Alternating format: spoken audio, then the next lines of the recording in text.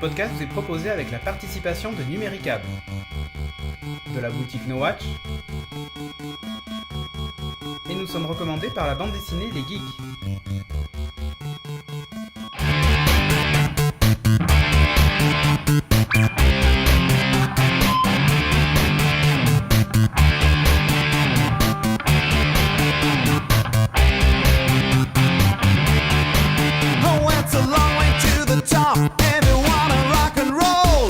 Bonjour et bienvenue dans ce podcast de Geeking. Salut tout le monde. Ça gaz les Jones. Bah oui, ça va et toi? Bah ouais. Cette semaine on va vous parler de plein de choses comme d'habitude et voilà. Il y avait juste une remarque qu'on nous a faite sur Game of Thrones puisqu'on nous avait dit Epic Fail, en fait c'est pas Ned Stark le héros de la série et tout ça. En fait on s'était basé que sur le documentaire qu'on avait vu, encore une fois on rappelle. Respectivement j'ai pas lu Moi non plus. le bouquin. Ma femme est en train de le lire a priori. Là je suis en train de regarder le 4e épisode. Moi j'ai vu les 3 premiers. Et en fait, à partir du 4e, ça commence à devenir vraiment plus intéressant. D'accord. Et en fait, la grosse différence, c'est que dans le bouquin, tu entends, tu es dans le cerveau des gens, en fait. Tu entends leurs pensées. Donc c'est vachement plus intéressant que... Non, mais ça aurait été un peu compliqué de faire une série comme ça. Ouais, surtout avec tous les personnages où t'entends dans leur clair. tête. Déjà que c'est pas très rapide, ça rallongerait le truc. Et a priori, il y a quand même quelques petites lacunes, il passe assez vite sur quelques éléments. Ouais, normal. Mais moi je trouve que pour le moment, en tout cas dans les 3 premiers épisodes, le perso un peu central, celui auquel tu t'attaches le plus, c'est quand même Ned Stark. Moi j'aime bien Jon Snow. Oui, mais en fait c'est la famille Stark en fait, en gros, Snow qui est le bâtard, mais voilà quoi. Et merci à Liling pour son infographie au sujet de Game of Thrones. Ah oui, j'ai vu. Où tu vois les liens entre tous les personnages, c'est hyper intéressant. Voilà. Rappel. Rappel, pour la 100e. Ouais, vous pouvez encore envoyer vos vidéos, mais grouillez-vous. Ouais, jusqu'au 15, et à mon avis, ce podcast sera peut-être paru 2 jours avant la fin, quoi. Donc, bon, Bagnez-vous. Dépêchez-vous. Allez, et on enchaîne tout de suite avec la Culture.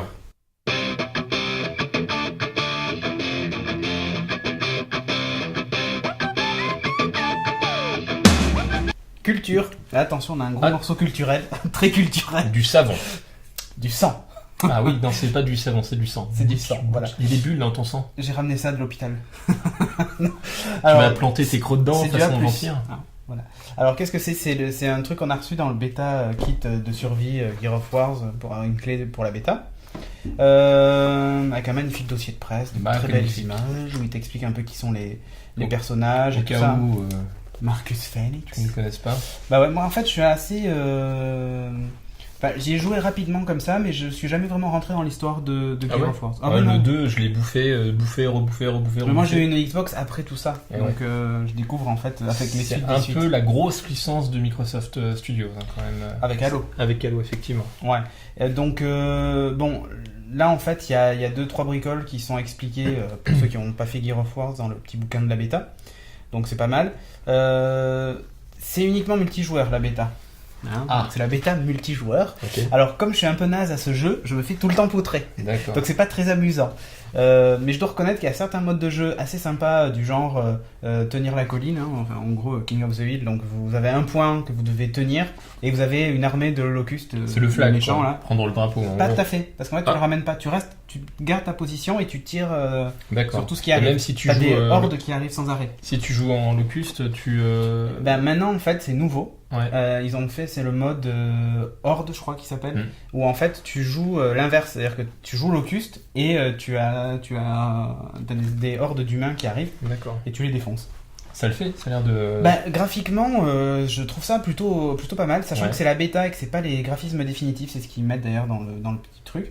Je trouve que c'est déjà très très beau. Et d'accord. Et bien sale. Le gameplay, c'est réactif, c'est nerveux. C'est hyper nerveux, c'est hyper réactif, au point même que je te dis, moi je fais dégager vite fait, je fais dégager mais bon, c'est que t'as des hardcore gamers en face, quoi. Ouais. Bon, après, la prise en main est assez basique, comme dans tous les FPS. T'es pas perdu sur ça. Là où je me suis fait avoir, c'est qu'effectivement, les mecs sont juste des gros bourrins. Donc quand t'arrives après, c'est un peu chaud. Et comme c'est la bêta, tu peux pas trop faire des trucs par niveau et tout ça. T'as pas la campagne. Moi, ce que j'adore, en fait, c'est l'histoire et suivre le scénario global, général, qui est... Je trouve intéressant, moi, le co-op sur la Horde, sur le King of the Hill, là, où tu maintiens le truc. C'est presque le mode multijoueur que j'ai trouvé le plus intéressant. Sympa. Mais t'as également le mode coop pour le mode campagne. Oui, ça c'est assez génial également. Ben, à condition d'avoir des potes qui jouent à Gears of War. Pour le moment, le souci que j'ai eu, moi, c'est que il n'y avait pas le mode, ce mode-là, puisqu'il n'y a que le multijoueur. Ça sent bon. Oui, t'as vu, t'as l'impression que c'est percé parce que ça sent au travers. C'est tu regardes tes mains, mais en fait, non, pas du tout. Donc voilà, c'était joueur contre environnement en fait. Mais attends, il y a un truc pour ouvrir. Le mode Beast, c'est Vas-y. exactement. Ouais. Ouvre la bouche. C'est le mode Beast en fait quand tu joues Locust et que tu défonces les humains en masse. Ça m'étonne. Alors, à noter pour ceux qui ont accès à la bêta, alors ils vont l'ouvrir petit à petit, donc voilà. Ça va être une bêta publique. Ça va finir par une bêta publique ou alors sous forme d'invitation. D'accord.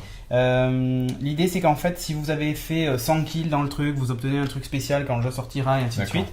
Et d'ailleurs, je sais plus où est-ce qu'il est. Je crois qu'il est par là. En fait, en gros, t'obtiens un mec, voilà, celui-ci. T'obtiens ce gars-là, Cole Trashball, que je ne connaissais pas. Et tu obtiens aussi une arme exclusive qui est le Lenzo Rétro plaqué or. S'il te plaît. Attention. C'est-à-dire que tu peux poutrer du Locust, mais avec classe. Vous voyez de quoi je parle.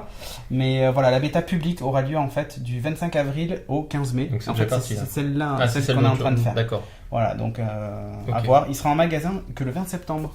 Ah, on a le temps de voir venir. Donc on a le temps de voir venir et le jeu a le temps de énormément changer d'ici là. D'accord. Donc voilà, mais l'univers en tout cas a l'air tip top. Je m'intéresserai un peu plus à l'histoire quand. C'était l'occasion de. Quand je te file le 2. Je vais essayer de jouer au premier.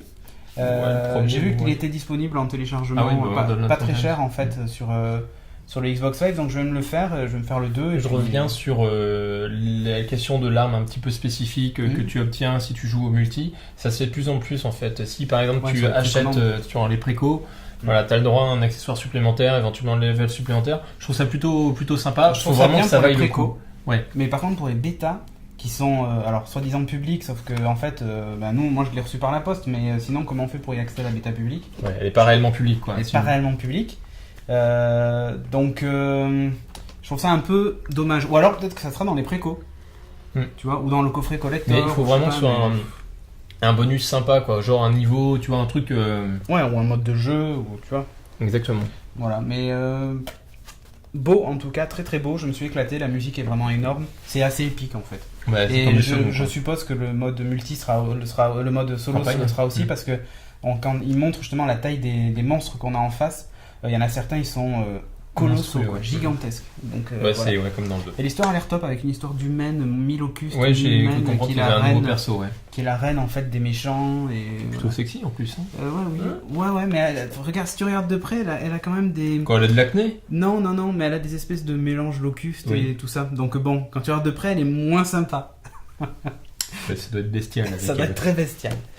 Bref, on continue dans le jeu vidéo. Toi, tu voulais parler d'un jeu pourri. Un jeu pas trop mal qui s'appelle Brink. Ah, ça avait l'air vachement bien, moi je trouvais. Mais c'est pas mal. Alors, Brink, c'est fait par Bethesda, je sais pas comment ça se prononce, qui vient de sortir. Alors, il sort le 13, donc il vient juste de sortir. Je crois qu'il y a une mouche qui est passée devant l'écran. J'espère que vous l'aurez pas vu. Alors, qu'est-ce que ce jeu ? C'est un FPS dans la veine de Team Fortress. Et également dans la veine de Mirror's Edge. Alors, l'histoire, je m'en souviens plus réellement. T'as deux clans qui s'affrontent au milieu d'un univers qui s'appelle l'Arche de mémoire, qui est censé être une cité exceptionnelle, la cité que les humains construisent pour qu'ils se réunissent tous ensemble, dans une fraternité, etc. Puis au final, ça marche pas. Ça marche pas du tout, et en fait, il y en a qui veulent quitter l'arc, et d'autres qui veulent la reprendre. Exactement. Donc c'est un peu... c'est bizarre. C'est assez bizarre le concept du truc. Mais alors, t'as deux univers. T'as l'univers des rebelles, entre guillemets, donc assez trash d'un point de vue visuel. Mad Max, etc. Et de l'autre côté, tu as les flics, en gros, qui sont propres-heureux, etc. Un petit peu facho également. Bon, bref. Ouais. Donc, c'est extrêmement nerveux en termes de gameplay. C'est vraiment un jeu à la Team Fortress, c'est-à-dire que t'as un mode campagne avec une sorte de scénario qui a pas l'air d'être super exceptionnel, exactement. Et puis surtout c'est extrêmement dynamique, un peu bourrin même, puisque tu renais chaque fois que tu crèves, tu peux soit te faire soigner, soit renaître à un point de contrôle, etc. Les armes sont plutôt bien, c'est extrêmement nerveux, c'est très immersif. J'ai trouvé intelligent le système de soins, c'est-à-dire que tu te fais buter, t'es par terre, alors soit ton ennemi t'achève, auquel cas tu respawns là où t'avais ton point de contrôle, soit t'as un mec qui passe et tu peux l'appeler, lui dire hey. Alors t'as plusieurs classes, t'as plusieurs classes de joueurs, comme dans Team Fortress. Voilà, t'as les médecins, t'as les soldats, t'as les ingénieurs, t'as les saboteurs également, je crois. 4 classes. Ce qui est sympa également avec le soldat, c'est que tu peux prendre l'apparence de ton ennemi. Oui, tu peux déshabiller le mec par terre. Enfin, tu le déshabilles pas en fait, c'est une combinaison qui se transforme. Voilà, moi j'ai fait quelques niveaux, j'ai trouvé ça vraiment super bien réalisé. Le niveau graphique, c'est vraiment super beau. Je trouve que ça ressemble à Team Fortress 2 pour le coup, tu sais, les visages un peu déformés. Mais à la différence de Team Fortress, c'est qu'on n'est pas dans le cartoon. Ah non. On a des textures super bien foutues, le mouvement des visages sont très très très réalistes. En fait, c'est des textures réalistes sur des personnages un peu difformes, un peu caricaturaux. Comme le soldat hyper balèze, il est enlevé quoi. Alors tu peux customiser ton personnage, mais c'est monstrueux. C'est vraiment super bien foutu. C'est un petit coup de cœur vraiment. Je trouve ça vraiment super sympa. Donc ça sort sur toutes les consoles, PC. Enfin c'est pas une console, mais bon, ça sort sur PC, PS3 et Xbox 360. Oui. C'est aux alentours de 50 € de mémoire, mais je pense que sur Amazon UK on doit pouvoir l'avoir un peu moins cher. C'est pas mal quoi. Ouais, ça vaut vraiment le coup. Ouais. C'est nerveux et comme tu disais au niveau du gameplay pour la partie Mirror Edge, en fait, c'est que tu peux marcher sur les murs, ça, je l'ai pas précisé. Slider, c'est très stylé. Ah oui, et le multi va être juste monstrueux, quoi. Ah bah je pense que ça va donner des parties, je sais pas jusqu'à combien on peut jouer, mais à mon avis, ça va envoyer du lourd si tu fais des parties, même à 16. Bien bourrin. Alors c'est peut-être un reproche que je ferais, c'est que c'est peut-être un peu trop bourrin. Moi, des fois, j'aime bien, tu vois, avancer en solo, pim pam poum, tu le dégages vite fait. Là, tu bourrines en fait. Ouais, il faut pas réfléchir en fait. Exactement. Faut foncer. Te mettre un couvert, glisser, slider. Ouais, voilà, c'est assez bourrin quoi. Mais ça le fait. Allez, on enchaîne avec un. En fait, là, on va faire toute une série de mini-films. Des petits courts-métrages. Ouais, des petits courts-métrages ou des films web, ou des séries web, ou des web-séries, pardon, si on parle bien le franglais. Le franglais. Blinky, alors bon, apparemment c'est vieux, mais moi je viens de le découvrir. Bah oui, écoute, j'avais pas vu ce truc. En fait, c'est un court-métrage qui raconte l'histoire d'un petit robot. Nono. Alors ça m'a beaucoup fait penser à Blade Runner sur la symbolique de l'histoire en fait, qui est que les robots peuvent avoir des sentiments aussi éventuellement et surtout les lois d'Asimov et tout ça, enfin voilà quoi. Et l'histoire rapidos, c'est un gamin, ses parents arrêtent pas de se disputer, tout ça machin. Et il en a marre un peu, et puis un jour il voit une pub à la télé et il va voir ses parents. Alors ses parents devant lui veulent faire genre non, on se dispute pas, et donc il lui cède tous ses caprices et donc il dit je veux un Blinky donc qui est le petit robot. Donc ses parents lui offrent, et puis le gamin joue avec lui parce que c'est un vrai ami, tout ça machin, il grandit, les saisons passent et tout ça, et puis le gamin commence à devenir un peu insupportable. Et là, c'est le drame. Il commence à taper un peu Blinky, le faire des mauvaises blagues, tout ça, voilà. mais Blinky ne dit rien, puisqu'il est toujours... c'est un robot, donc il exerce sa fonction de base, qui est d'aider les gens, être l'ami du petit, et voilà quoi. Il a des fonctions très très basiques. Et puis il obéit donc à tous les ordres qu'on lui donne. Yep. Voilà. Jusqu'au jour où le gamin dit... Je sais plus. Ah, tu te rappelles plus ? Jusqu'au jour où le gamin dit, en gros, tue tout le monde... Ah ouais, je me souviens plus que ça avait été aussi directif. Si. Voilà, donc le robot bug, il est sous la pluie, hein. Et puis après je vous laisserai regarder la vidéo. Ça devient un petit peu... C'est assez court, ça devient un peu rouge, donc... C'est pas... La fin est un petit peu amère quand même, hein. C'est pas interdit au moins de 18, parce on voit pas de trucs très gore. Mais... C'est plus suggéré en fait, donc du coup, allez, moins de 16... dans ces eaux-là, c'est assez suggéré, C'est assez suggéré, mais bon, voilà, c'est assez hard quand même l'histoire. C'est super bien réalisé. C'est très bien réalisé, voilà. Putain, le robot, il y a juste un ou deux passages où je me suis dit, là on voit que c'est de la synthèse parce qu'il bougeait trop rapidement. Ça faisait pas réaliste, tu sais, ça faisait pas le poids du robot, on le sentait pas. C'était un peu léger. Mais sinon, j'ai trouvé ça super top, les images sont belles, rien à dire. Donc je vous conseille de découvrir si vous le connaissez pas. Ça vaut le coup, c'est vraiment super Blinky, bien. Si vous avez 10 minutes, franchement, je vous recommande. Toi, tu vas nous parler d'un autre court-métrage. Un court-métrage qui s'appelle Hambuster. Alors, Hambuster, Kezako, le synopsis général, c'est « Et si votre Big Mac vous dévorait, vous attaquez ?» Donc, tu t'imagines en train de dévorer un Big Mac de manière bien goulue. Et là, tu t'arrêtes net parce que finalement, ton Big Mac, il vient de bouger, il vient d'ouvrir... en fait, il lui lèche la joue. Au moment où tu l'approches, il te fait... En fait, le truc commence, un Gus se pose dans un parc avec des jeux en face, avec un gamin qui joue. Il se pose sur un banc, il fait la pause, il sort son Big Mac, et puis il l'approche de sa bouche, et là, le Big Mac le lèche. Et là, il se dit, quoi ?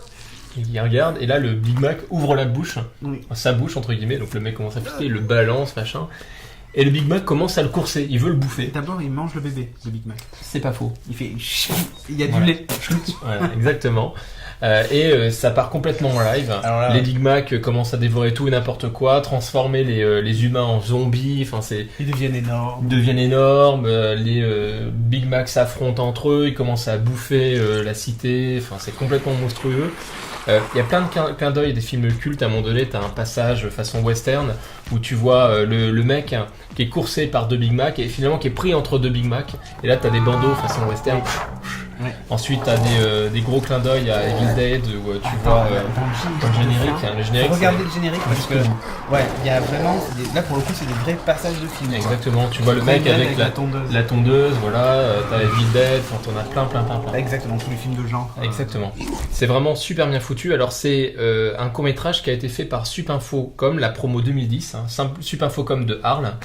Donc chapeau bas, et ils ont été primés au Festival Imagina 2011 pour le meilleur projet étudiant. Ce qui est super beau parce que c'est pas un petit festival. Mais il y a un vrai gros travail quand même derrière. Ouais.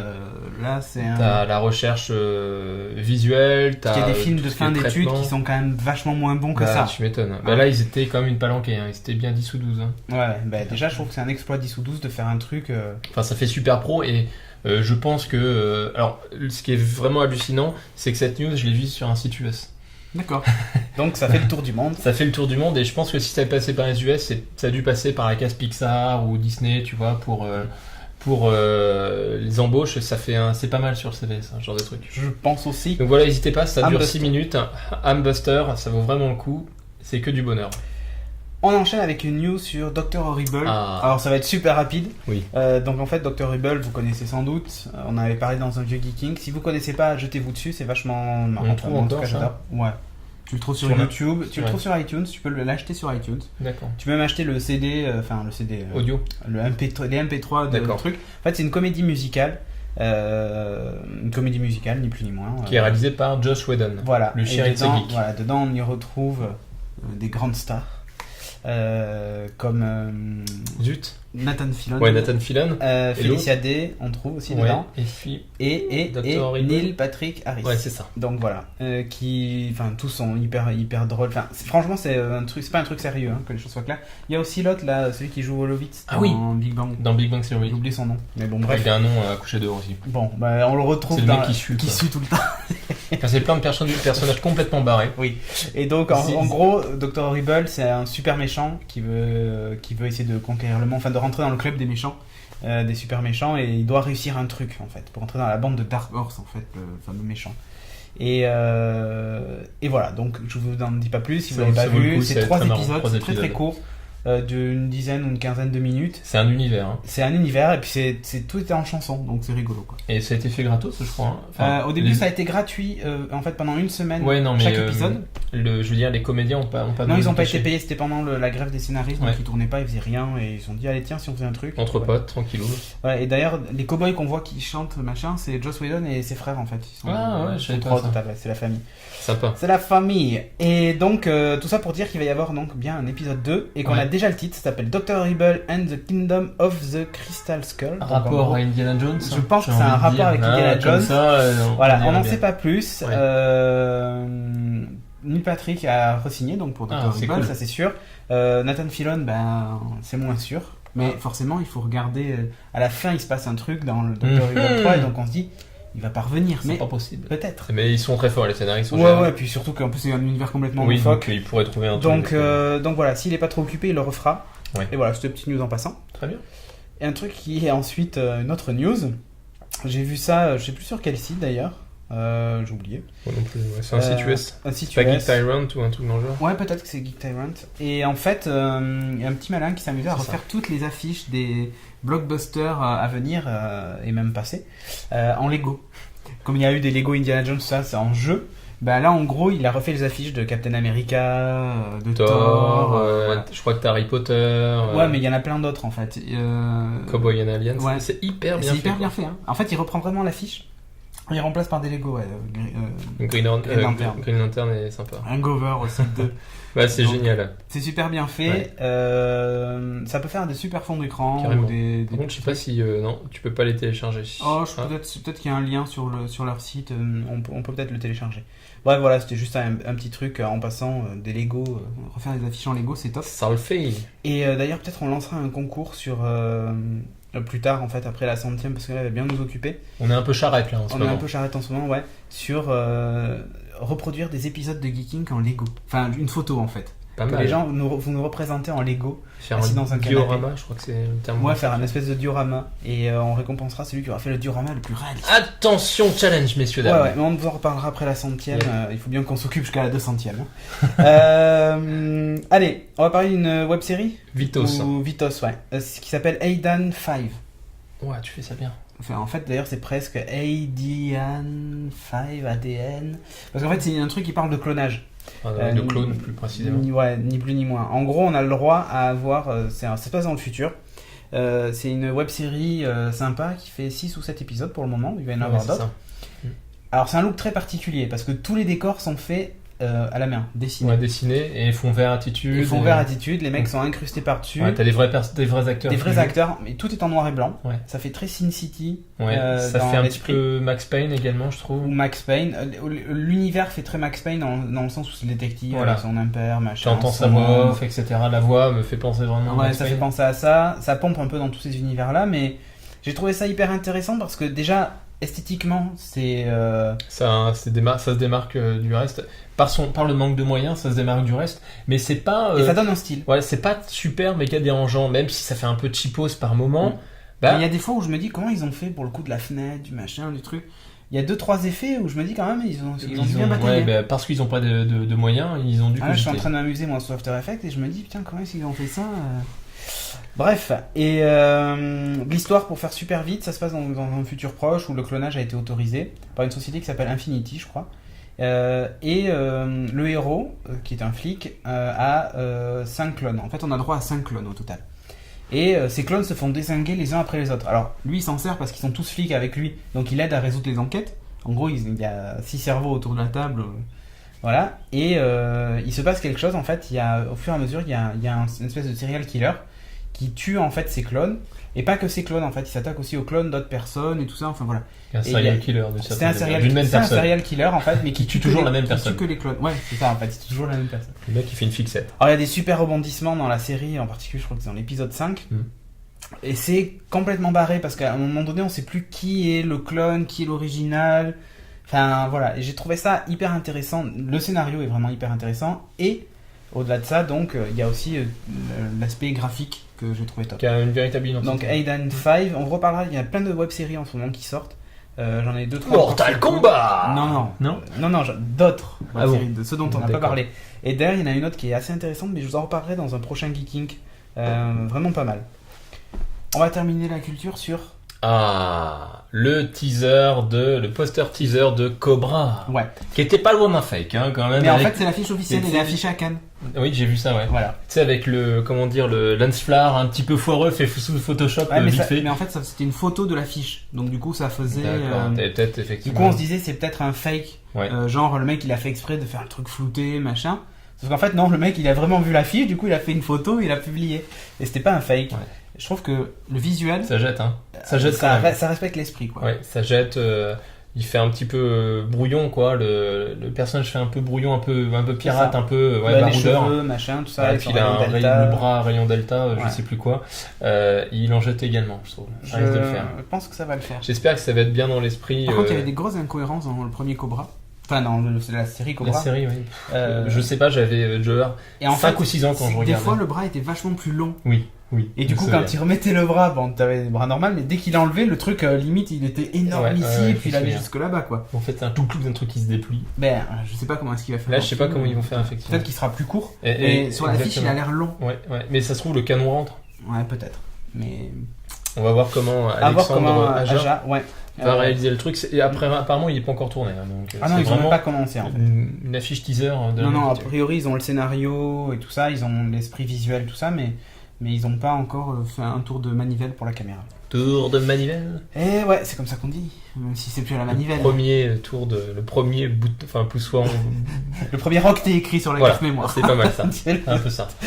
Allez, on enchaîne avec le message de notre sponsor Numéricable. Ah. Alors, Numéricable est très connu pour ses offres triple play, ça on le sait, mais il n'oublie pas quand même son cœur de métier qui est la télévision. Et oui, c'est pour ça que chez Numéricable, les meilleures chaînes sont directement dans les bouquets. Ouais, c'est pour ça qu'en fait, par exemple, pour les fans de séries, si vous avez une offre NC Box Power, vous avez internet jusqu'à 100 mégas, mais vous trouvez aussi comme chaîne dans l'offre. Alors TF6, Série Club, Sci-Fi, Paris Première, Teva, 13e rue, June, Jimmy, et tout cela dans une qualité de réception incomparable grâce au câble et à la fibre optique. Exactement. Et puis également à la haute définition. Et oui, parce que là pour le coup il y a une vraie haute définition. Pour en savoir plus sur cette offre, vous pouvez retrouver tout ça. Pour retrouver tout ça, pardon, je parle plus français. Vous allez sur nowatch.net. Vous cliquez sur la bannière Numéricable pour en savoir plus sur l'offre, voilà. Et puis si vous avez un adblock, vous pensez à le désactiver. Et oui, sinon vous verrez pas la bannière, pop-up. Voilà. Donc quand vous cliquez, ça nous aide. Numéricable est content, tout le monde est content. C'est le monde des bisounours. C'est le monde des bisounours. Allez, on enchaîne avec le high-tech.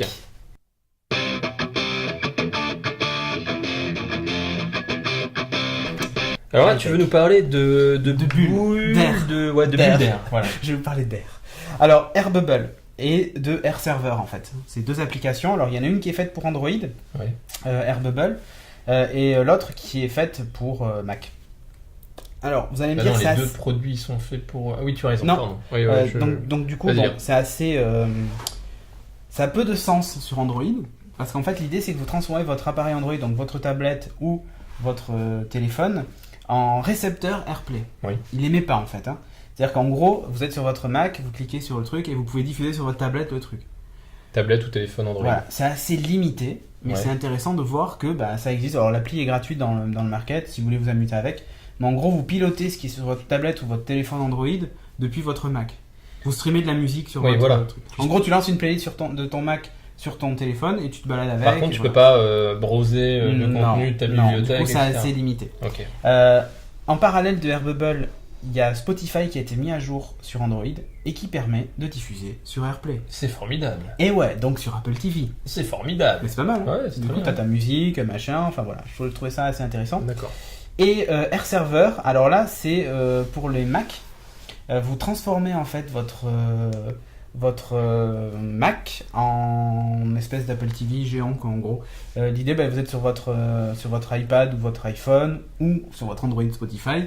Vous lancez de la musique ou une vidéo depuis votre iPad, vous dites l'envoyer sur mon Mac sans transférer la vidéo sur votre Mac. Par exemple, c'est une vidéo YouTube que vous regardez sur votre iPad, sans la transférer, vous l'affichez sur votre Mac. Donc si vous avez un iMac ou un truc avec un grand écran dans votre chambre par exemple, vous n'avez pas de télé, ça peut être pratique pour regarder un podcast ou regarder d'autres trucs, quoi.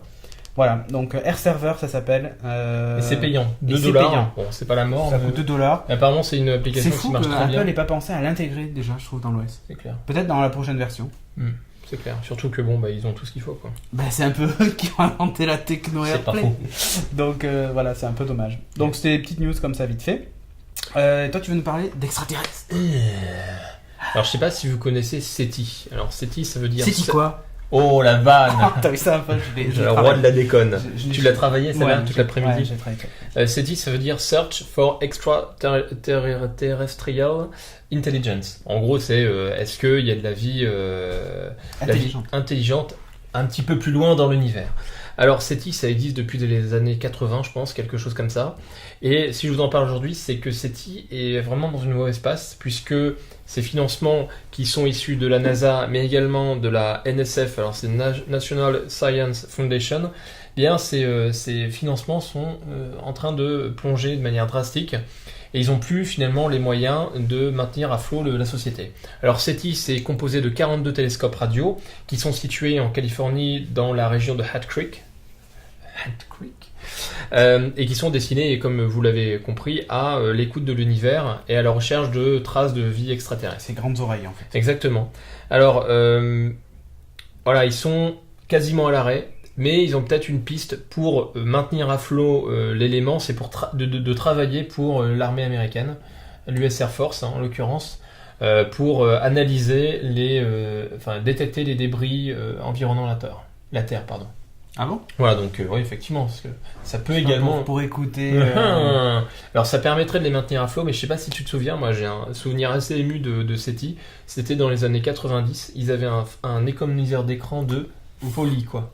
C'est-à-dire que vous installiez l'applicatif, l'économiseur d'écran sur votre ordinateur, il venait télécharger des données de SETI, il venait les traiter, les calculer, puisque ça demande du temps de CPU pour analyser les données, et il les renvoyait au serveur SETI. Et donc voilà, ça te faisait un super économiseur d'écran, parce que tu avais des graphes dans tous les sens, c'était méga classe. Et en plus, t'aider la communauté scientifique. Les SETI at Home d'ailleurs. Voilà, SETI at Home. Et ils ont fait à peu près l'équivalent Folding at Home, qui est inclus sur PS3, qui permet, je crois, d'utiliser la puissance de la PS3 pour calculer de nouvelles molécules, ce genre de choses dans le domaine médical. De l'ADN ou je sais pas quoi. Exactement. Donc voilà, SETI, c'est un peu l'élément culte de la culture geek qui est en train de disparaître, sachant que les financements... c'est du bruit de fond. Il y a une infographie qui a été faite sur le financement de SETI, et c'est vraiment minime par rapport à la défense, au financement de la défense américaine, etc. quoi.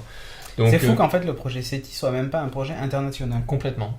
Que ce soit parce quasiment que sinon, sur des fonds privés. S'il y a que les Américains qui cherchent les extraterrestres, c'est normal que dans tous les films ils atterrissent que chez eux. Mais oui, parce que forcément ils les ont appelés, coucou, on est là. Ouais, voilà. Donc bref, c'est bien dommage que SETI s'arrête. On est bien d'accord. C'était en plus un espèce de petit projet communautaire. Enfin, moi j'ai trouvé ça génial, déjà le concept, et en plus le fait d'avoir un truc chez toi où tu participes au projet. Enfin. Bah ouais. Enfin bref, on continue avec un petit proto de GPS. AIDA. Alors AIDA 2.0, c'est impressionnant. Hein. C'est très impressionnant. Alors on est au stade du concept. Ouais, parce que je sais pas comment ça peut fonctionner. Mais... Moi non plus, je pense que les technos n'existent pas encore, mais bon. AIDA 2.0, c'est un GPS qui a été imaginé par le groupe Volkswagen, Audi, etc. L'idée, c'est, donc vous êtes bien sûr dans votre voiture, c'est de transformer le tableau de bord en un véritable GPS mais 3D. C'est-à-dire que il y a une représentation visuelle en 3D façon un peu holographique de l'environnement dans lequel tu te situes, les bâtiments, etc. Et puis tu as ta route qui est tracée en rouge. Et associé à ce plan en 3D, bien, ils vont placer des endroits, des points d'intérêt. Alors ça peut être, je sais pas, un resto, ça peut être des amis, puisqu'il y a possibilité de connecter ce GPS à ton téléphone qui utilise les réseaux sociaux, etc. Et voilà, le rendu visuel est exceptionnel et je trouve ça pas mal. Par contre, le seul problème, c'est que tu risques peut-être d'être un petit peu distrait. Non. Histoire, tu vois, tu regardes, oh putain, il y a l'air d'avoir un super resto là, un gros carton. Ouais, mais t'as une Audi. Ah oui, donc ça veut dire que c'est solide. C'est l'autre qui est cassé. D'accord, puis ça a peut-être un Q7, du coup t'es en hauteur, donc tu roules dessus, voilà. Non, mais c'est vrai que ça fait très futuriste et tout ça. Je pense que ça sera efficace quand les voitures conduiront tout seules. Comme ça, t'as pas de souci de la route. Toi, tu joues sur ton tableau de bord. Exactement. Mais en plus, alors qu'aujourd'hui, là, on a appris que le gouvernement avait un projet de loi pour interdire les détecteurs enfin tout ce qui distrait le conducteur pendant sa conduite. Et donc voilà. Le passager, ça distrait pas. Je ne Ils sais vont peut-être pas. tuer les passagers. Bon, les voitures avec une seule place. Peut-être. Donc du coup, j'ai un vieux doute sur le fait que... Ça, en France, en tous les cas. Ouais, bon après tu me diras, je vois bien des mecs sur l'autoroute qui roulent avec le GPS en plein milieu. Hein. Genre ça doit pas du tout les gêner. Une fois, il y a un mec qui me double, genre il était à 180 et sur son pare-brise, il y avait un lecteur de DVD, c'est avec portable, avec machin. Le mec il était à 180 sur l'autoroute et il regardait un film. Ok. Eh ben attends, même pas peur. Même pas il peur. est multitâche, je crois. Putain la vache. Et il envoyait pas un email avec l'autre main et il bouffait un sandwich avec l'autre. Puis il tenait le volant avec le pied. Enfin le genou, pardon. Mais non, c'est une ligne droite. Tu tiens pas le volant en ligne droite. C'est comme ça qu'il prend une bouchée, après il pose, après il tourne. Oh, bon voilà, j'ai trouvé ça, le concept assez sympa, le visuel super sympa, c'est au stade de proto, ça pourrait carrément le faire en tous les cas. Ouais. Mais je pense plus avec une voiture qui conduit. C'est pas impossible. Bon alors c'était la saison des annonces. Des annonces, ouais, parce que cette semaine a eu lieu le Google I.O., donc comme input-output. Voilà. C'est la fameuse grosse conférence de développeurs. D'ailleurs, ces petits PD au passage, ils ont tous eu un Galaxy Tab 10 pouces,1 le nouveau.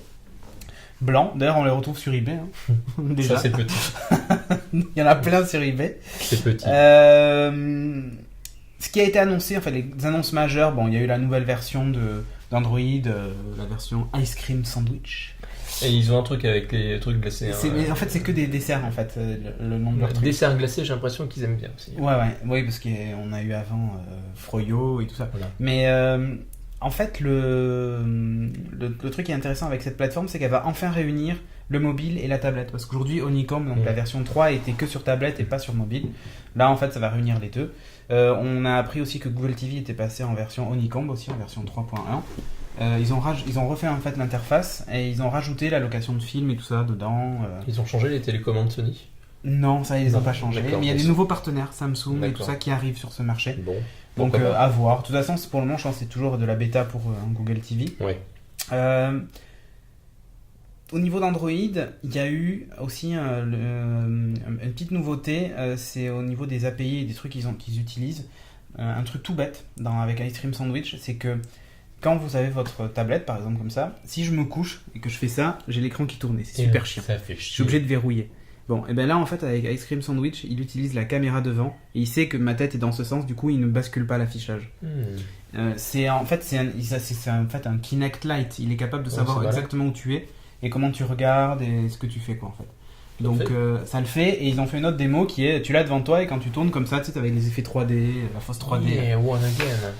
C'est rigolo, mais je pense qu'il peut y avoir des applis sympas pour des jeux par exemple, où tu vois, le coup de tu te penches et tout ça, c'est vachement bien. Combien de fois j'ai testé Ah putain, alors tu le redresses, le temps qu'il se redresse, tu verrouilles, machin. Carrément. C'est un peu super chiant. Mais voilà, donc c'est des petits détails. Ce qui surtout a été annoncé, c'est Google Music Beta. Oui. Alors on avait parlé de Amazon Cloud, machin, là, dans un podcast précédent. On parlait de Apple également qui se met peut-être à faire un truc. Là en fait non j'ai parlé de Google. D'ailleurs c'était le sujet, c'était Google et là on a la confirmation. Oui, c'est vrai. Mais on avait parlé aussi d'Amazon. Et donc là on a la confirmation. On sait qu'il y a 20 000 titres pour le moment qu'on peut uploader sur cette plateforme là, que c'est gratuit pendant la bêta. Après ce sera peut-être payant. Il faut habiter aux USA parce que j'ai essayé. Moi j'ai essayé même avec un VPN et il m'a dit tu dégages. Ah ouais. Ouais, je sais pas. En fait, c'est parce que tu es obligé de te connecter avec ton compte Gmail et il sait que t'es pas t'es un Frenchie. Pas un américain des States. Ouais. Donc voilà. Donc 20 000 morceaux gratuits. Il y a une web app qui est assez sympa, donc dans le navigateur, Chrome en particulier. Super bien fait. Tu fais tes playlists même en ligne et du coup sur ton téléphone Android, tu retrouves ces playlists. En fait, c'est Spotify quoi. Ça m'a vraiment fait penser à Spotify. Surtout qu'il y a en plus un aspect de synchronisation offline. C'est-à-dire qu'en gros, je peux streamer sur ma tablette ou mon téléphone quand je suis à la maison tous mes morceaux de musique. Mais si je m'en vais et puis que je veux pas utiliser la 3G et bouffer mon forfait 3G, avant de partir, je dis tiens, toutes ces playlists-là, tu me les synchronises. Ça le fait ? Ça le fait carrément. Et si je suis sur mon ordi, je rajoute un truc dans cette playlist. Si j'ai mis cette playlist en offline, automatiquement, ça se téléchargera sur mon mobile sans aucune intervention de ma part. Quand tu dis mobile, c'est Android. Android, oui. Enfin, aujourd'hui Android, mais peut-être demain ils sortiront l'appli ailleurs. C'est le genre de Google, sur ces trucs-là. C'est le genre de Google, mais sachant que là, ils sont quand même en plein face à Apple. C'est vrai, avec cette offre-là et tout ça, de stratégie, il serait mieux de le garder pour eux. Ouais, je sais pas, moi je pense que je l'étendrai, mais en le faisant payer. La politique, là, le modèle économique de ce truc, c'est, on sait pas, ils vendent pas de musique, ça va être payant, pour l'instant. Donc, en fait, en gros, aujourd'hui, ils t'offrent le stockage. Demain, on verra ce que ça va donner. En tout cas, c'est un sacré bras d'honneur qu'ils font au major qui en gros ont dit non, vous vendrez pas nos morceaux de musique et vous ferez pas de streaming illimité. Ils ont dit ok, pas de problème. Nous on met la techno à disposition des gens et après eux feront le streaming. Alors tu peux mettre n'importe quel MP3, même le vieux MP3 que t'as ripé de ton CD que t'as acheté il y a 10 ans. Tu peux sans problème. Un truc qui est assez bien fait, c'est qu'ils ont fait un petit soft que tu installes sur ton Mac ou ton PC. Et tu dis, c'est ma bibliothèque iTunes par exemple, il envoie tout même tes playlists. Yallah. Ça, là c'est un gros bras d'honneur à Apple. Là c'est allez vous faire voir. C'est pas mal, sachant que si tu as téléchargé de nouveaux morceaux, tu relances l'utilitaire et hop il renvoie tout. Enfin pas tout justement. Alors ça a l'air d'être un peu plus shadé que ce qu'a fait Amazon avec son cloud. Oui, ça a l'air d'être un poil plus complet. Et disons que c'est plus adapté au monde de multimédia. Ouais, et d'ailleurs le player sur tablette et même sur Android, c'est un vrai player quoi, avec un cover flow, enfin... Il est même vachement beau. J'ai été hyper étonné de voir en fait la direction artistique de chez Google. Sauter un peu les doigts. Ouais, parce que du coup maintenant les fonds sont noirs, c'est plus des trucs blancs basiques à la Gmail, tu vois, ou à la Google. La page d'accueil Google, c'est quand même un peu basique, square. Effectivement. Là c'est beaucoup plus évolué. J'ai trouvé ça vraiment sympa. D'accord. Donc Google Music, on attend que ça ouvre chez nous parce que j'ai bien envie de tester ce service. C'est quand même super chouette. Et en plus, ça te fait une sauvegarde en ligne de tous tes morceaux de musique, quoi. Ouais. Enfin, tu les perds jamais. Vive le cloud. Pour ça, ouais. Et t'enchaînes avec un truc. Ouais, un autre truc qui était aussi à la Google I.O., mais c'est le même sujet. Ouais. Mais tu vas pouvoir en parler. Android Home, le ADK et Tungsten. Alors Android at Home, en fait, c'est en gros le nouveau protocole domotique de chez Google. Le concept est simple. Vous installez une appli sur votre téléphone, vous achetez un module domotique Google qui est tout bête. C'est-à-dire que c'est même pas un truc que vous branchez, enfin, vous le branchez sur votre secteur, c'est un boîtier que vous branchez comme un boîtier CPL, ni plus ni moins. Et il communique en fait sans fil avec votre appareil. Alors sans Wi-Fi en fait, il est connecté à ta box. Et ça te permet de piloter quoi? Et bien en fait ils vont sortir des appareils, des ampoules en particulier. Dès cette année il y aura des ampoules qui embarquent en fait le chipset machin qui va bien avec leur truc Google. Tu mets ton ampoule et en fait depuis ton application tu peux allumer. Il détecte les ampoules sur le réseau qui sont compatibles. Tu dis elle est dans telle pièce, tel machin et tu peux allumer, éteindre et tout ça. Donc ils ont fait la démo sur scène. Voilà, c'est le remplaçant du fameux X10 quoi qu'on trouvait. Je sais pas si c'est le remplaçant mais en tout cas c'est Google s'est dit on s'attaque à ce marché de la domotique et on va le simplifier. Du coup ils ont fait un truc où t'es pas obligé d'installer un boîtier. Ouais, voilà, faut dire que c'était pas du tout user friendly, c'était vraiment une niche et pour les néophytes c'était assez. Là on branche et c'est opaque. Quoi.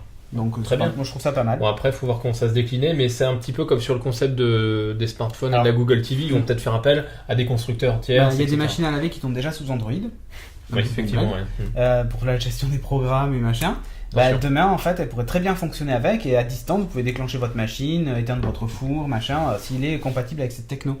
C'est un peu comme AirPlay pour Apple sur tous les appareils qui veulent recevoir cette techno-là. Là, Google en fait dit c'est la même chose. Vous pouvez rajouter Android at Home sur vos appareils électroménagers. Ils seront compatibles avec tous les téléphones Android. Ils font un sacré pari quand même parce qu'ils changent pas complètement stratégique, mais ils rajoutent vraiment une branche à leur arbre qui n'était pas dans leur cœur de métier. Mais c'est pas nouveau parce qu'ils font déjà de l'immobilier. Ils font de l'immobilier. Ils font de l'énergie. Donc tu vois, ils sont vraiment partout et ça, je trouvais même que c'était à la limite. J'ai pas compris pourquoi ils ont même pas fait ça avant de faire l'immobilier ou même l'énergie, tu vois. L'énergie, il y a une raison simple, c'est que pour alimenter leur data center, ils préfèrent produire eux-mêmes leur électricité. Ça coûte moins cher. Oui. Ensuite, le ADK, donc là, qu'est-ce que c'est? C'est tout simplement un kit de développement pour accessoires. Le SDK pour software et A comme accessoire. Et alors, c'est basé. Alors, tu peux acheter un petit hardware qui est basé. C'est de l'Arduino en fait. Ah ouais? Ni plus ni moins. C'est ce que j'allais te demander. C'est génial. C'est de l'Arduino. Et c'est vraiment de l'Arduino? Oui. Sauf qu'il est brandé Android. Ils ont fait un truc. C'est génial. C'est trop cool. Avec plein de capteurs, de machin que tu fais pour tester tes accessoires. Et après, tu peux en faire ce que tu veux. Ils ont fait la démo avec un cardio trainer. En fait, dans une salle de sport, tu viens avec ton téléphone Android, tu le branches en USB et tu as un petit jeu sur ton truc. Et en gros, tu dois pédaler pour faire monter Android et ralentir pour faire descendre. Et en fait, ça te fait faire tes exercices. Et quand tu le branches, le cardio trainer, tu as un écran qui t'affiche votre téléphone est branché, machin. Yallah. Voilà. Et du coup, ça te suit partout. Et en plus, comme ils sont à fond sur le NFC, ça pourrait même marcher en NFC. Alors, qu'est-ce que le NFC? C'est techno sans fil, tu sais, Near Field Contact. C'est ça en fait. D'accord. En gros, c'est ce que vous avez dans les. Si vous êtes parisien dans le Navigo et à Bordeaux, je sais pas comment ça s'appelle le truc là, tu sais, la carte que tu passes avec. Moi non plus. Tu fais bien le truc de la cube là. Je sais plus. Bon, bref. Ça n'a pas un autre nom que NFC? Parce que moi je le connais sous un autre nom, mais c'est pas grave. Sous quoi? NFC, ça n'a pas un autre nom? Peut-être. Je le connais sous un autre nom dont je me souviens plus, j'ai pris une bière donc c'est fini, faut plus me parler. C'est pas grave. On enchaîne avec, toujours dans la même news, Tungsten. Alors Tungsten, c'est le Sonos ou le AirPlay en gros de Google. C'est une petite boîte, tu peux en acheter plusieurs d'ailleurs, c'est une petite boîte qui se branche à des enceintes, à ta chaîne Wi-Fi, machin et tout ça. Et en gros, depuis ton téléphone Android qui est connecté à Google Music par exemple dans le cloud, tu dis je vais écouter ce morceau de musique dans mon salon.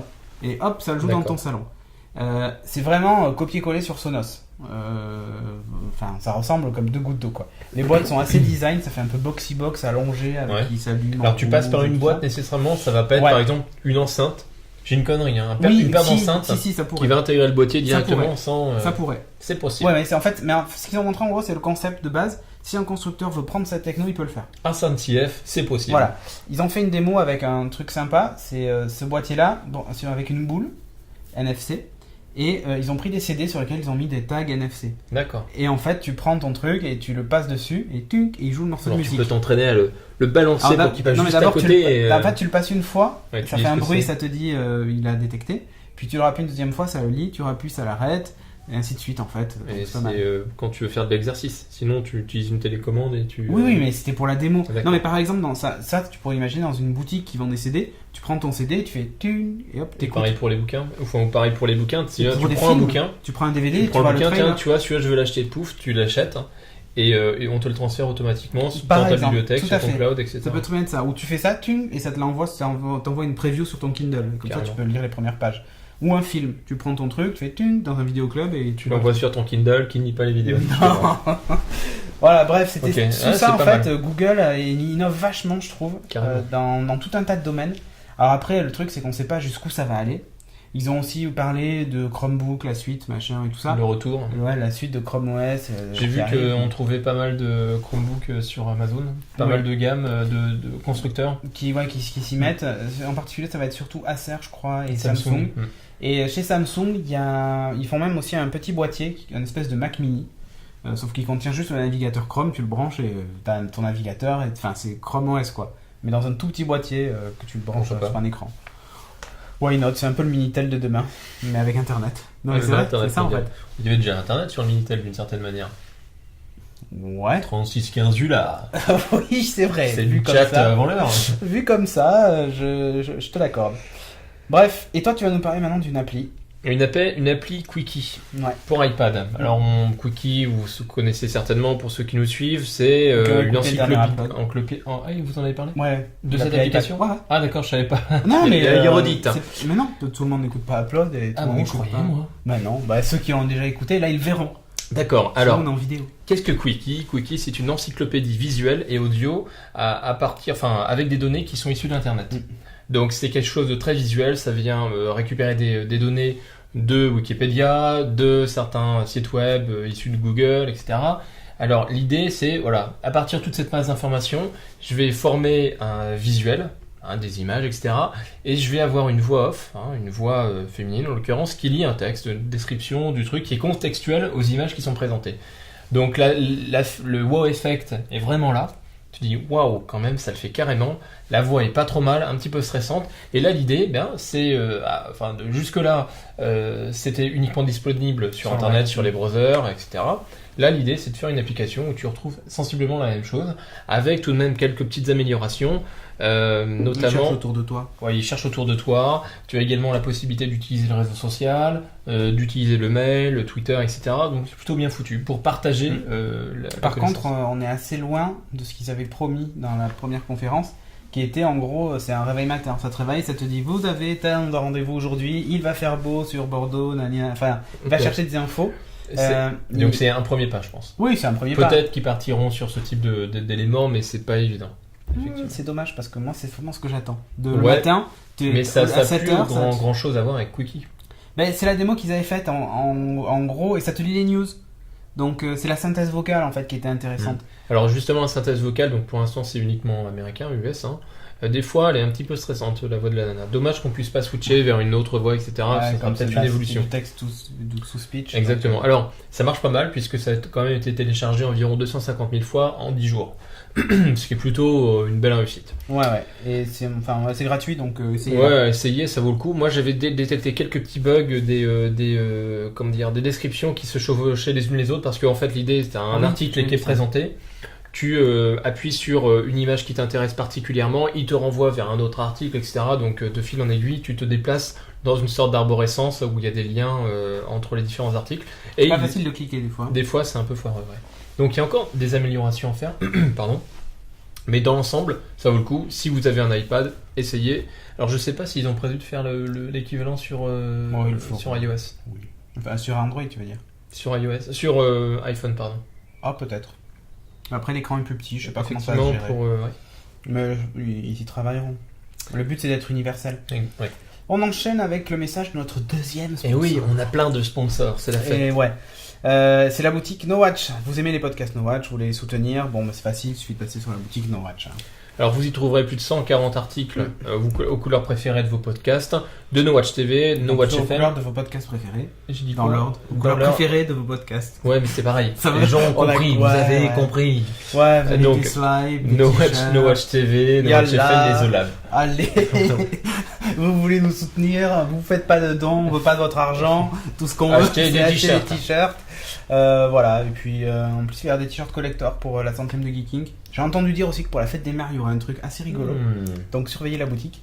Voilà, bon, il y a un peu de tout en termes de prix. Il y en a qui sont vachement chers, mais ça c'est plus pour les collectors parce qu'ils sont chers. Donc il y a peu de gens qui les achètent. Alors super qualité, hein. Mais ouais, les produits sont vraiment franchement de belle qualité, ça dure, ça vit dure bien. hyper longtemps, donc Ouais. voilà, il n'y a pas de souci. Vous avez une bannière sur le site NoWatch. Sinon, dans le menu, si vous avez un adblock, il y a écrit la boutique, donc vous cliquez dessus et vous y allez. Prêt de Voilà, on va essayer de rajouter des produits. Will fait un sacré travail justement Ouais. pour rajouter des nouveaux produits. Mais ceux de la 100e de Geeking en édition limitée dans le temps, parce que là pour le coup ce sera Illimité dans le temps. Non, limité. Ah d'accord. Limité dans le temps, ça va être assez sympa. Et les dessins sont en train d'arriver. Ah ah. Et puis du coup on enchaîne avec notre Epic Week. Alors le Epic Fail était tout trouvé. Alors là, ouais, c'est du méga. Là, je pense que si on était sorti toutes les semaines, on aurait pu le faire toutes les Ah oui, semaines. on aurait pu faire l'évolution Santa Barbara, tu sais. Alors l'Epic Fail évidemment, c'est Sony, le hack du PSN. Alors bon, c'est le truc pour ceux qui ne connaissent pas. Je sais pas si c'est possible parce que c'est même passé sur France Info. Donc là quand même, c'est que ça Même a à touché. la télé, sur France Même à la 2, télé, sur ouais. BFM, partout. Bon, bah alors le hack du PSN, ça dure depuis au moins 3 semaines maintenant. Ouais. A priori, ce serait les Anonymous, une partie des Anonymous qui aurait On sait attaqué. Enfin, bon, le problème d'Anonymous, Le c'est SDI est en train de chercher. donc a priori, moi, ce que j'ai cru comprendre, d'ailleurs, je l'ai dit tout de suite, c'est les Anonymous, même si ça a été démenti par les Anonymous, c'est une partie a priori d'Anonymous qui aurait hacké les serveurs du PSN. Moi, je me mouille pas parce que je veux pas qu'ils nous défoncent notre site web. Hein. A C'est priori, pas forcément eux. Hein. j'ai Moi, ouï dire que éventuellement, enfin c'est ce que j'ai entendu On sait pas. entendu dire. Laissez la police faire son travail. Ça, la cité de la peur. Complètement. Commissaire Vialès. Qu'est-ce que je veux dire? Ouais, donc voilà, c'est quand même catastrophique, quoi. Catastrophique pour Sony pour leur image. Même s'ils ont annoncé qu'ils fileraient $1 million à toute personne dont la vie numérique serait spoliée, d'une certaine manière. $1 million, c'est pas mal. Et a priori, ils vont également filer des jeux à tous les De jeux. à tous les utilisateurs du PSN. Ouais, il faut savoir aussi que les abonnés PSN+, du coup, qui payent un abonnement, qui payent pour jouer à certains jeux multi, tout ça, avoir des exclusivités et tout ça, ben pour le coup, ils ont droit à rien du tout, C'est quand même hallucinant, quoi. puisque ben ça fait Ils sont maintenant fait poker. un mois au moins. Bon, au moins 3 semaines, bon là quand ça sortira peut-être un mois. Un mois quasiment, et puis surtout, on ne sait pas quand est-ce que ça va revenir. Complètement. Et Sony est incapable de le dire. Je trouve ça super grave. Bon, évidemment, mot de passe dérobé. Enfin, il y a plein Numéro de trucs. carte bleue, etc. Enfin, blablabla, même s'ils sont hachés, Et puis, pardon. Sony Online Entertainment aussi s'est fait hacker. Donc EverQuest 1, 2, 3, plus DC aussi online. Ah ouais, dommage. Donc voilà, et vraiment, quelqu'un en veut à Sony. Et Mais je crois que les Anonymous, ils avaient fait une annonce à Sony juste après l'affaire de GeoHot en leur disant bon, on va vous défoncer la gueule, quoi. ouais. Et juste Non, mais eux, la façon dont ils défoncent la gueule, c'est des dénis de service, tu vois, ils rendent le Ouais. truc inaccessible. Bah, en même temps, là, le PSN, il est un peu inaccessible. Oui, Mais là, il y a eu du vol de données. c'est pas la même chose. Ouais, effectivement. Mais bon, effectivement, là, c'est Sony qui s'est fait gauler. Je sais pas si chez leurs petits copains, alors il y a Nintendo évidemment, et puis il y a Xbox, encore plus. Je sais pas si chez les petits copains c'est mieux sécurisé. Microsoft fait un update de sécurité il y a pas C'est longtemps. bizarre. Sur le Xbox Live. Qu'est-ce que je veux dire? Ouais, a priori, par rapport au PSN, il y a quand même des éléments qui sont en défaveur de Sony. Enfin, il y en a encore d'autres, mais bon. A priori, les serveurs n'étaient pas à jour, les serveurs Apache n'étaient pas à jour, ils n'avaient pas mis, fait la mise à jour, elle datait de 2 mois, même si effectivement quand tu viens faire une mise à jour sur un gros système, Ouais. c'est beaucoup de tests, de non-régression, etc. Donc c'est vraiment un investissement conséquent, donc tu peux pas le faire tous les 4 matins. Et il y a un autre truc, a priori ils n'utilisaient pas de pare-feu, enfin peut-être pas sur toute leur machine, mais a priori le pare-feu n'était pas super bien adapté. C'était Symantec. Dommage. Zone alarme. Zone alarme. Ah, enfin. Donc voilà, ce serait un c'est epic pas gagné. fail. Ah ouais, c'est du épique. Epic Win. Alors là, on va féliciter Steve Chamberlain, Chamberlain. Chamberlain. Oh, ça claque. qui a construit lui-même son ordinateur, CPU compris. S'il te plaît. Ouais. En fait, c'est un truc de malade. Il a décidé de construire son ordi. Alors, c'est rigolo de la façon dont c'est fait. Tu vois des plaques avec des fils, mais Partout. partout. tous les sens. Partout. Un joyeux bordel. Un joli bordel. Enfin voilà, lui pour le coup c'est un putain de geek. Et 1250 câbles. 1250. Ça fait quand même. Hein. Ça commence à causer. Surtout, tu sais, t'imagines, t'en as un, tu l'as pas branché où il faut, tu fais merde, alors c'est lequel? Ouais, il faut être quand même super organisé là. Putain, il faut limite les étiqueter tous quoi. Bah mais ouais. là, c'est En fait, quand tu vois le hallucinant. machin, old school. Et a priori, il y a un CPU 8 bits, je crois. Oui.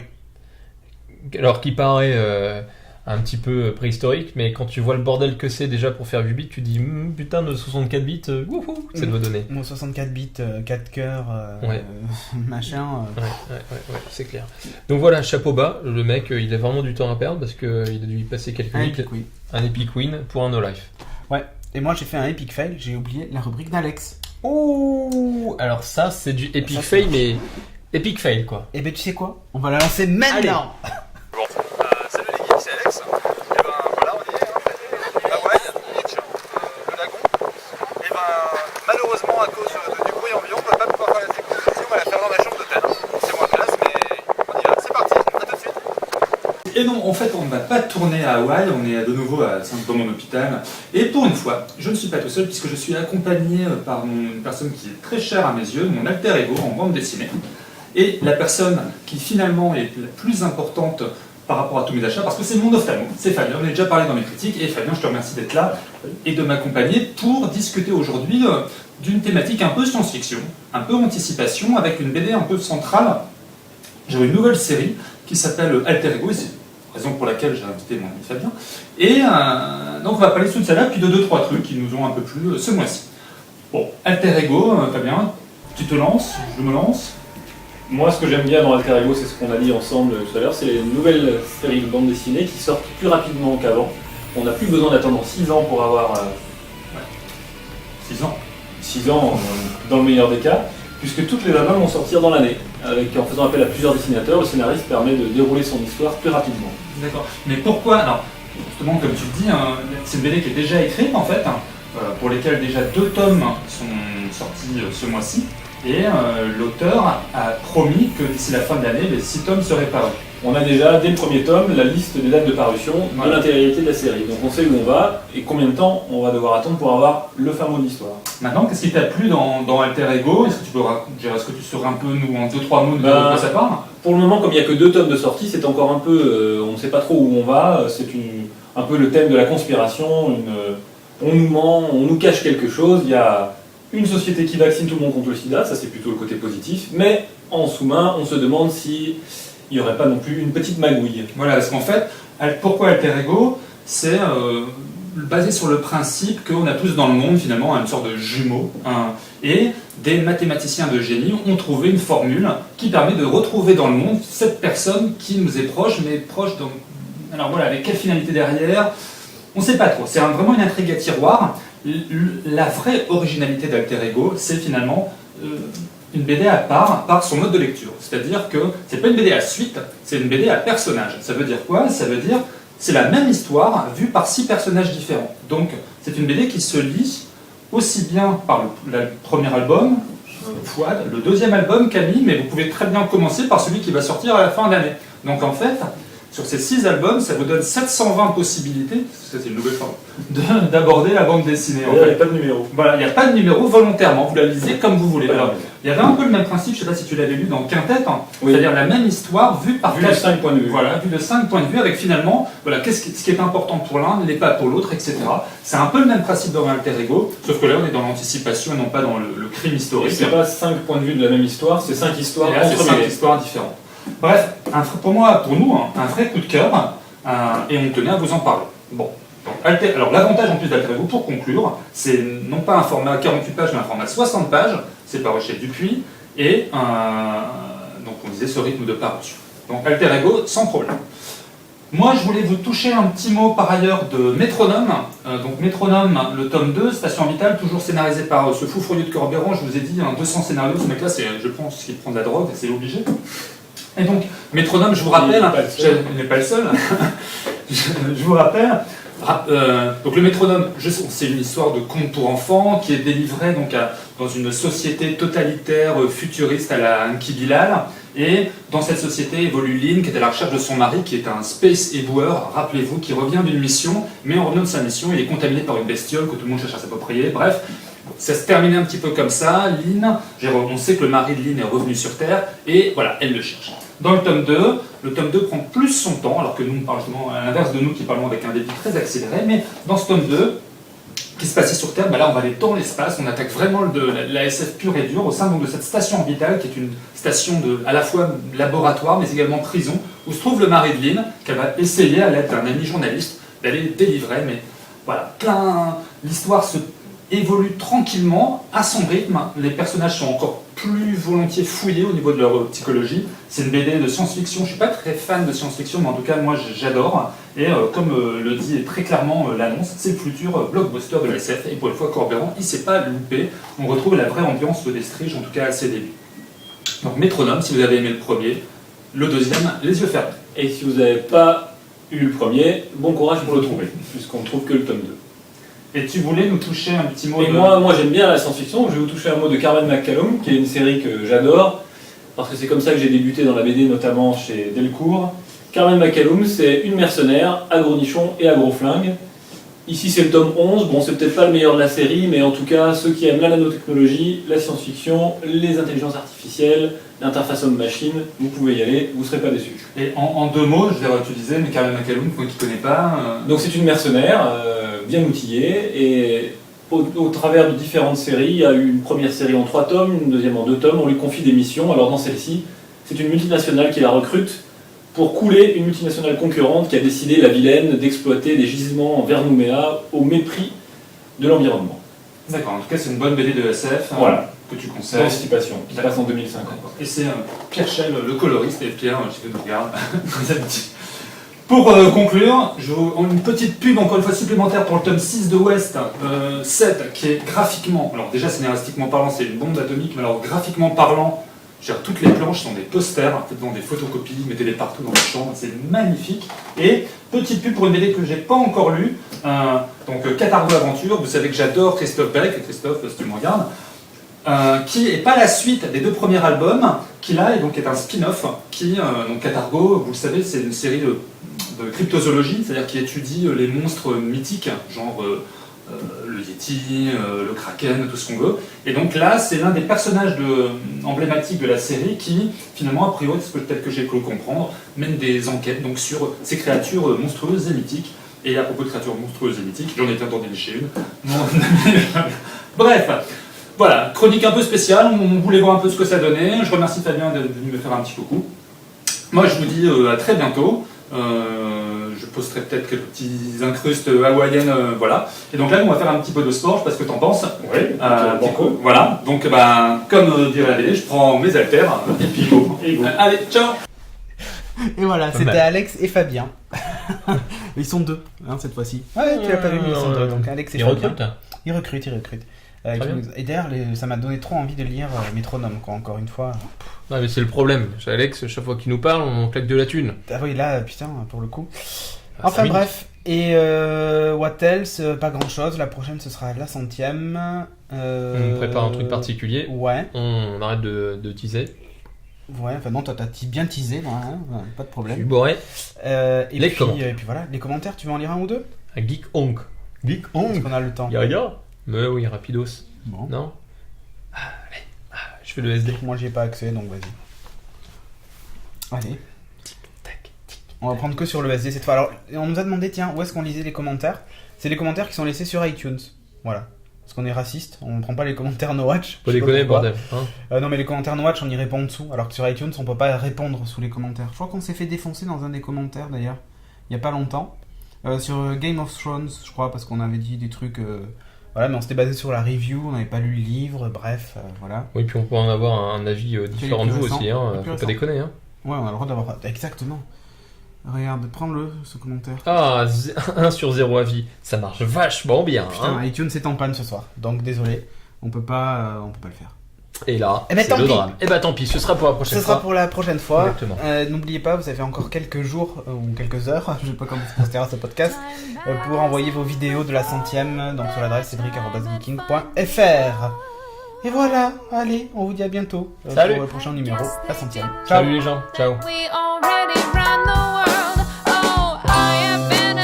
Since my first 5-syllable word, and no TV series or movie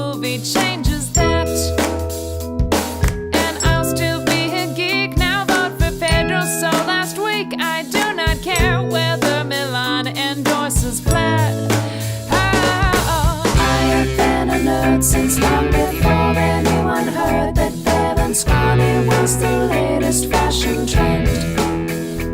And I still be a geek after nobody thinks it's chic, because I don't require approval in the end. I have been a nerd since long before anyone heard that Fair and Scrawny was the latest fashion trend. And I still be a geek after nobody thinks it's chic. You will find that I have nothing to defend. Oh, I don't need your approval in the end.